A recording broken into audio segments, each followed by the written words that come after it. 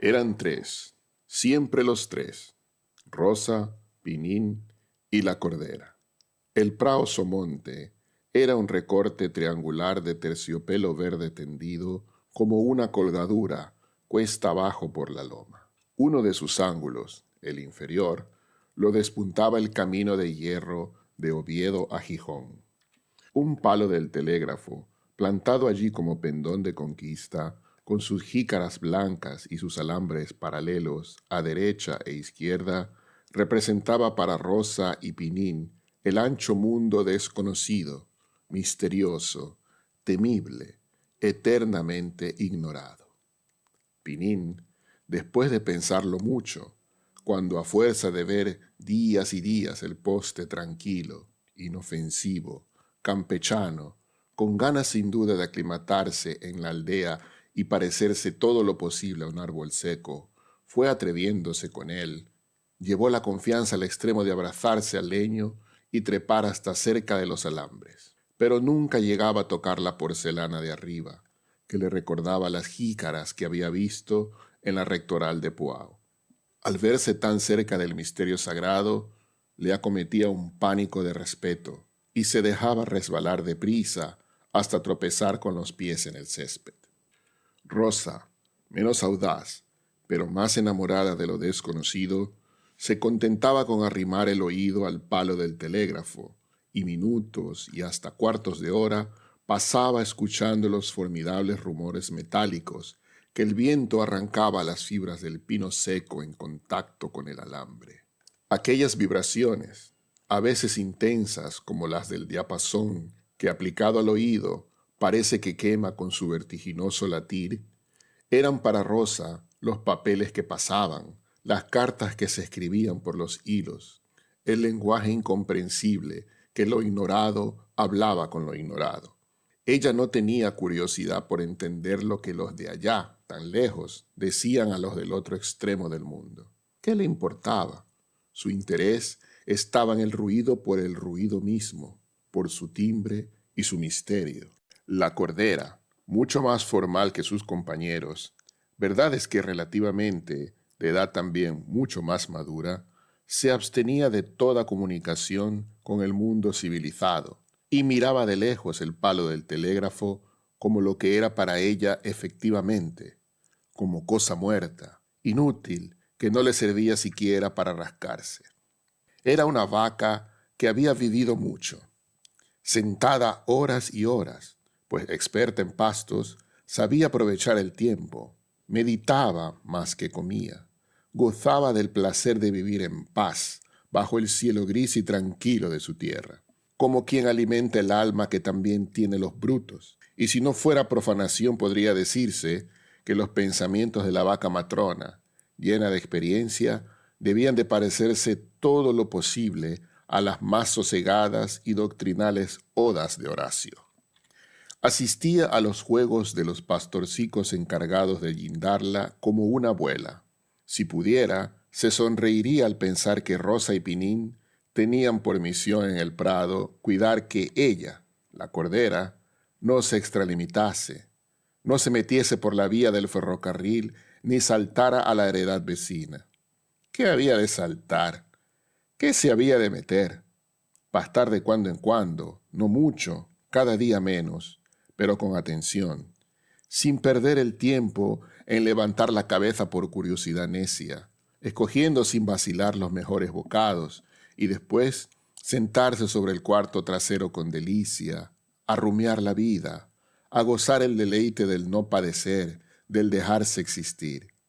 Esto era lo que ella tenía que hacer, y todo lo demás aventuras peligrosas. Ya no recordaba cuándo le había picado la mosca. El satu, el toro, los saltos locos por las praderas adelante, todo eso estaba tan lejos. Aquella paz solo se había turbado en los días de prueba de la inauguración del ferrocarril.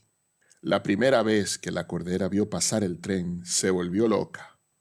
Saltó la cebe de lo más alto del Somonte, corrió por prados ajenos y el terror duró muchos días, renovándose más o menos violento cada vez que la máquina asomaba por la trinchera vecina. Poco a poco se fue acostumbrando al estrépito inofensivo. Cuando llegó a convencerse de que era un peligro que pasaba, una catástrofe que amenazaba sin dar, redujo sus precauciones a ponerse en pie y a mirar de frente, con la cabeza erguida, al formidable monstruo. Más adelante, no hacía más que mirarle, sin levantarse, con antipatía y desconfianza. Acabó por no mirar al tren siquiera. En Pinín y Rosa, la novedad del ferrocarril produjo impresiones más agradables y persistentes. Si al principio era una alegría loca, algo mezclada de miedo supersticioso, una excitación nerviosa, que les hacía prorrumpir en gritos, gestos, pantomimas descabelladas, después fue un recreo pacífico, suave, renovado varias veces al día. Tardó mucho en gastarse aquella emoción de contemplar la marcha vertiginosa, acompañada del viento de la gran culebra de hierro que llevaba dentro de sí tanto ruido y tantas castas de gentes desconocidas, extrañas. Pero telégrafo, ferrocarril, todo eso era lo de menos. Un accidente pasajero que se ahogaba en el mar de soledad que rodeaba el Prado Somonte. Desde allí no se veía vivienda humana. Allí no llegaban ruidos del mundo más que al pasar el tren. Mañana sin fin, bajo los rayos del sol a veces, entre el zumbar de los insectos, la vaca y los niños esperaban la proximidad del mediodía para volver a casa. Y luego, tardes eternas, de dulce tristeza silenciosa, en el mismo prado hasta venir la noche, con el lucero vespertino por testigo mudo en la altura. Rodaban las nubes allá arriba, caían las sombras de los árboles y de las peñas en la loma y en la cañada. Se acostaban los pájaros, empezaban a brillar algunas estrellas en lo más oscuro del cielo azul, y Pinín y Rosa, los niños gemelos, los hijos de Antón de Chinta, teñida el alma de la dulce serenidad soñadora de la solemne y seria naturaleza, callaban horas y horas, después de sus juegos nunca muy estrepitosos, sentados cerca de la cordera, que acompañaba el augusto silencio de tarde en tarde con un blando son de perezosa esquila. En este silencio, en esta calma inactiva, había amores. Se amaban los dos hermanos como dos mitades de un fruto verde, unidos por la misma vida, con escasa conciencia de lo que en ellos era distinto, de cuánto los separaba. Amaban Pinín y Rosa a la cordera, la vaca abuela, grande, amarillenta, cuyo testuz parecía una cuna. La cordera recordaría a un poeta la zabala del Ramayana, la vaca santa.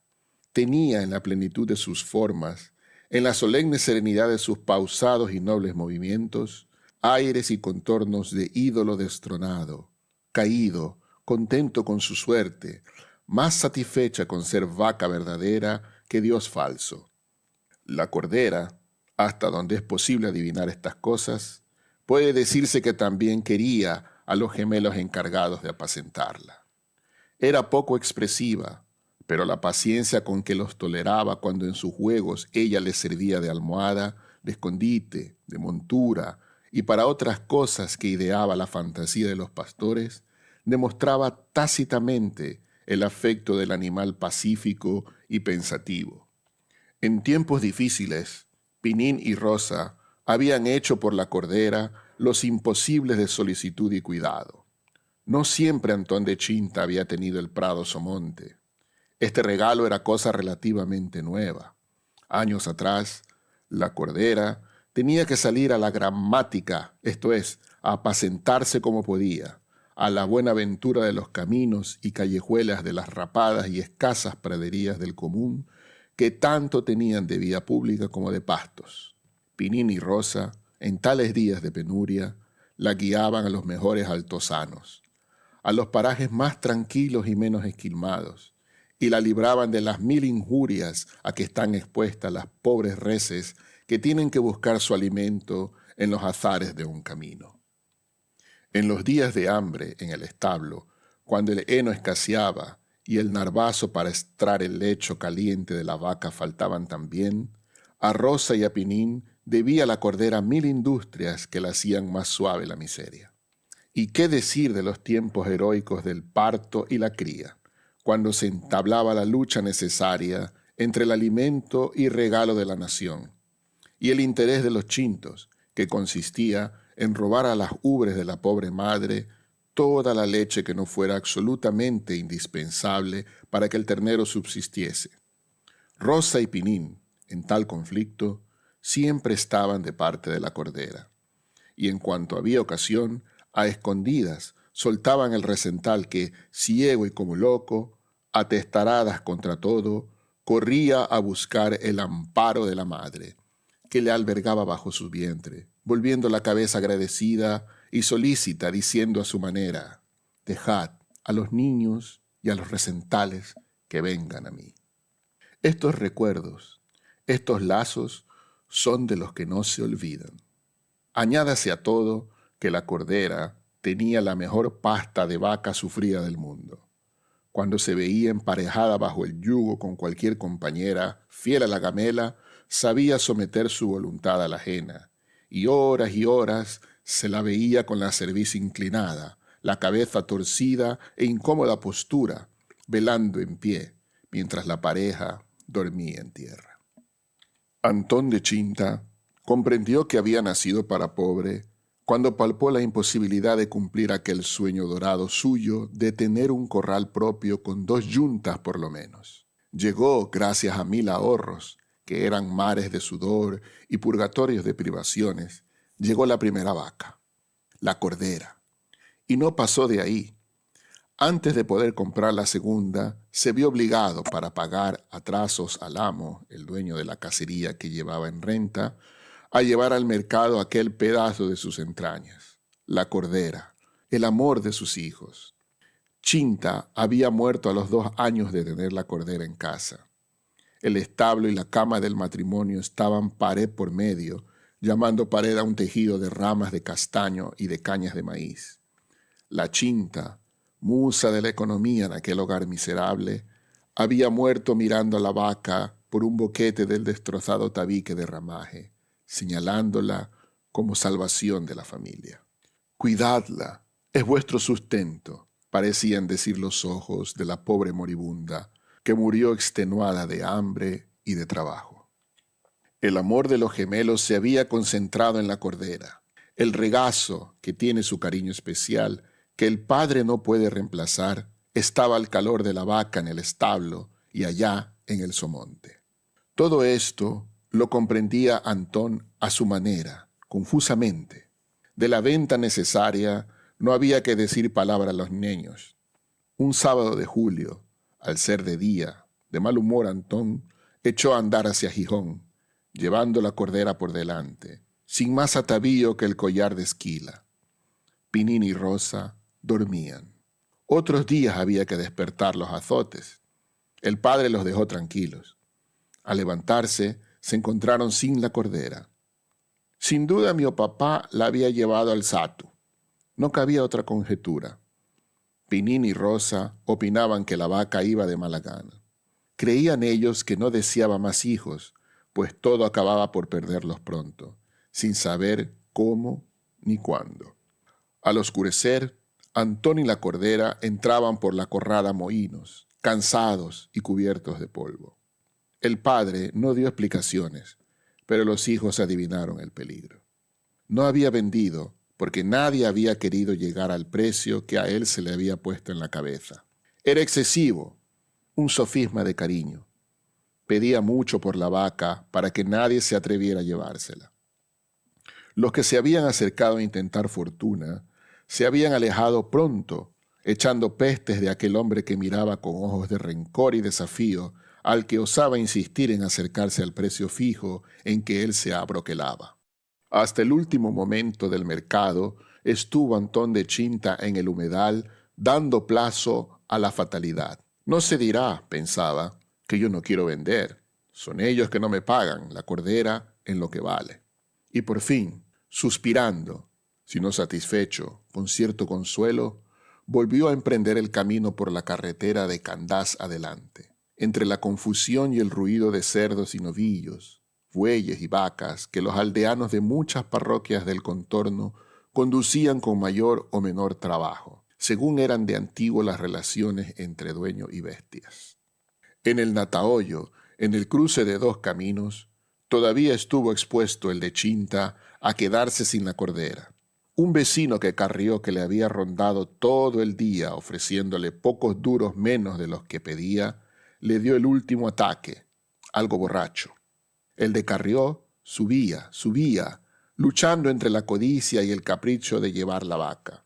Antón, como una roca, llegaron a tener las manos enlazadas, parados en medio de la carretera, interrumpiendo el paso.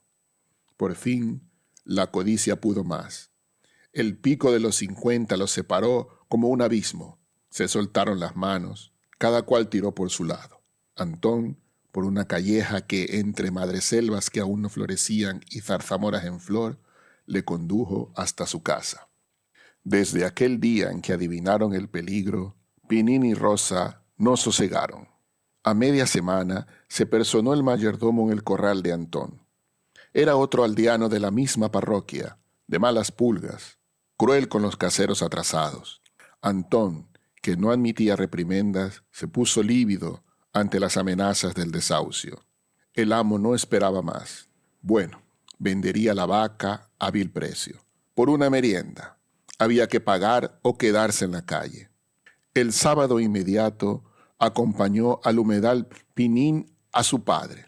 El niño miraba con horror a los contratistas de carnes, que eran los tiranos del mercado. La cordera fue comprada en su justo precio por un rematante de Castilla. Se la hizo una señal en la piel y volvió a su establo de Puao ya vendida, ajena, tañendo tristemente la esquila. Detrás caminaban Antón de Chinta, taciturno, y Pinín con ojos como puños.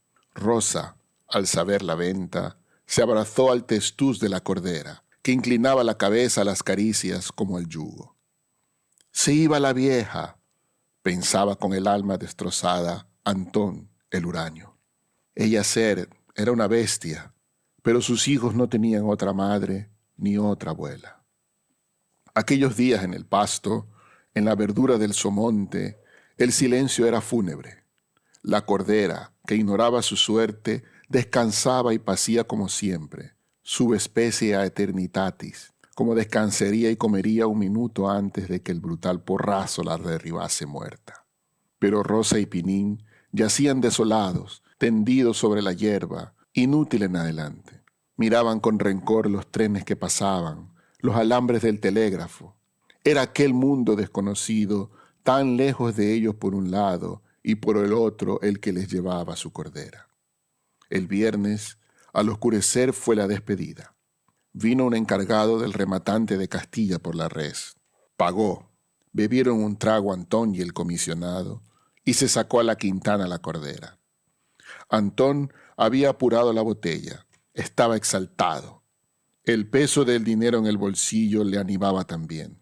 Quería aturdirse. Hablaba mucho. Alababa las excelencias de la vaca.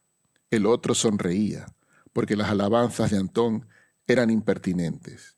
¿Qué daba la res tantos y tantos sarros de leche? ¿Que era noble en el yugo, fuerte en la carga? ¿Y qué si dentro de pocos días había de estar reducida a chuletas y otros bocados suculentos? Antón no quería imaginar esto. Se la figuraba viva, trabajando, sirviendo a otro labrador, olvidada de él y sus hijos, pero viva, feliz. Pinín y Rosa, sentados sobre el montor de Cucho, recuerdo para ellos sentimental de la cordera y de los propios afanes, unidos por las manos, miraban al enemigo con ojos de espanto. En el supremo instante se arrojaron sobre su amiga. Besos, abrazos, hubo de todo. No podían separarse de ella. Antón, agotada de pronto la excitación del vino, cayó como en un marasmo, cruzó los brazos y entró en el corral oscuro. Los hijos siguieron un buen trecho por la calleja de Altos Setos, el triste grupo del indiferente comisionado y la cordera, que iba de mala gana con un desconocido y a tales horas. Por fin hubo que separarse. Antón, malhumorado, clamaba desde casa: Va, niños, acá vos, digo, basta de panemes. Así gritaba de lejos el padre con voz de lágrimas. Caía la noche. Por la calleja oscura que hacían casi negra los altos setos, formando casi bóvedas, se perdió el bulto de la cordera, que parecía negra de lejos. Después, no quedó de ella más que el tintán pausado de la esquila, desvanecido con la distancia entre los chirridos melancólicos de cigarras infinitas. «¡Adiós, cordera!», gritaba Rosa, deshecha en llanto. «¡Adiós, cordera de mi alma!». «¡Adiós, cordera!», repetía Pinín, no más sereno. «Adiós», contestó por último, a su modo la esquila, perdiendo su lamento triste, resignado, entre los demás sonidos de la noche de julio en la aldea. Al día siguiente, muy temprano, a la hora de siempre, Pinín y Rosa fueron al prao Somonte. Aquella soledad no lo había sido nunca para ellos, triste. Aquel día, el Somonte, sin la cordera, parecía el desierto. De repente, silbó la máquina, apareció el humo, luego el tren. En un furgón cerrado, en unas estrechas ventanas altas o respiraderos, vislumbraron los hermanos gemelos cabezas de vacas que pasmadas miraban por aquellos tragaluces. «¡Adiós, cordera!», gritó Rosa, adivinando allí a su amiga, a la vaca abuela. «¡Adiós, cordera!», vociferó Pinín con la misma fe, enseñando los puños al tren que volaba camino de Castilla. Y llorando, repetía el rapaz más enterado que su hermana de las picardías del mundo. «La llevan al matadero, carne de vaca, para comer los señores, los curas, los indianos. ¡Adiós, cordera! ¡Adiós, cordera!». Y Rosa y Pinín miraban con rencor la vía, el telégrafo, los símbolos de aquel mundo enemigo que les arrebataba, que les devoraba su compañera de tantas soledades, de tantas ternuras silenciosas para sus apetitos, para convertirla en manjares de ricos glotones. «Adiós, cordera! ¡Adiós, cordera!». Pasaron muchos años. Pinín se hizo mozo y se lo llevó el rey. Ardía la guerra carlista. Antón de Chinta era casero de un cacique de los vencidos. No hubo influencia para declarar inútil a Pinín que, por ser, era como un roble. Y una tarde triste de octubre, Rosa, en el prao Somonte sola, esperaba el paso del tren Correo de Gijón que le llevaba sus únicos amores, su hermano. Silbó a lo lejos la máquina. Apareció el tren en la trinchera. Pasó como un relámpago. Rosa, casi metida por las ruedas, pudo ver un instante en un coche de tercera multitud de cabezas de pobres quintos que gritaban, gesticulaban, saludando a los árboles, al suelo, a los campos, a toda la patria familiar, a la pequeña que dejaban para ir a morir en las luchas fratricidas de la patria grande, al servicio de un rey y de unas ideas que no conocían. Pinín, con medio cuerpo fuera de una ventanilla, tendió los brazos a su hermana. Casi se tocaron, y Rosa pudo oír entre el estrépito de las ruedas y la gritería de los reclutas la voz distinta de su hermano, que sollozaba exclamando como inspirado por un recuerdo de dolor lejano. «Adiós, Rosa, adiós, cordera, adiós, Pinín, Pinín de mi alma». Allá iba, como la otra, como la vaca abuela, se lo llevaba el mundo, carne de vaca para los glotones, para los indianos, carne de su alma, carne de cañón para las locuras del mundo, para las ambiciones ajenas. Entre confusiones de dolor y de ideas, pensaba así la pobre hermana viendo al tren perderse a lo lejos, silbando triste, con silbido que percutían los castaños, las vegas y los peñascos. Qué sola se quedaba. Ahora sí que era un desierto el prao Somonte. «Adiós, Pinín. Adiós, cordera». Con qué odio miraba Rosa la vía manchada de carbones apagados. Con qué ira los alambres del telégrafo. Oh, bien hacía la cordera en no acercarse. Aquello era el mundo, lo desconocido que se lo llevaba todo. Y sin pensarlo, Rosa apoyó la cabeza sobre el palo clavado como un pendón en la punta del Somonte. El viento cantaba en las entrañas del pino seco su canción metálica. Ahora ya lo comprendía. Era canción de lágrimas, de abandono, de soledad, de muerte. En las vibraciones rápidas, como quejidos, creía oír muy lejana la voz que sollozaba por la vía adelante. Adiós, Rosa. Adiós, Cordera.